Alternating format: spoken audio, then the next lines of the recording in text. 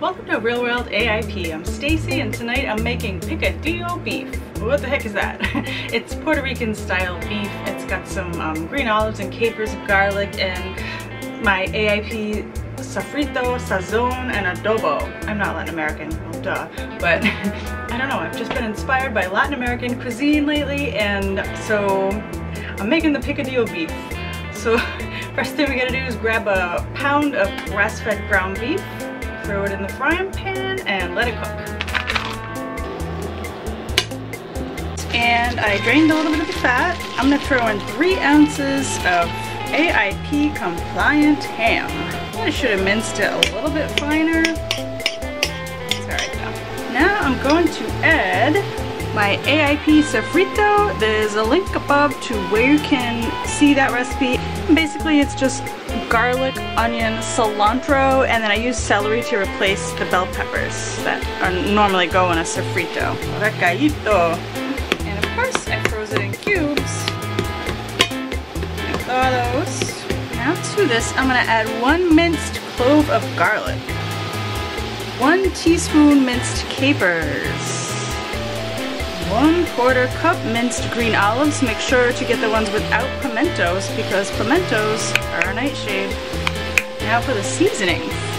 I'm using a 1/2 teaspoon of Mexican oregano, or if you can find that, or Dominican oregano, that's great, but if not, use regular oregano, it'll be fine. And then I have my AIP sazon and adobo. I'm gonna go 1 teaspoon on the sazon and a 1/2 teaspoon of the adobo. You could use this as is. A lot of the recipes online will call for tomato sauce. I happen to have some frozen discs of tomato sauce. I'm just gonna throw some in there for authenticity. And you'll see some recipes that call for raisins. That is not authentic Puerto Rican style. I believe that's coming from one of the other, maybe Cuba or Dominican, I'm not sure, but it's not Puerto Rican, or at least not from what I read, but what the heck do I know? I'm like gringa mix Puerto Rican food.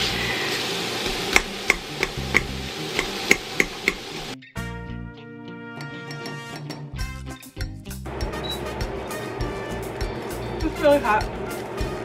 There's a party in my mouth. It's really good.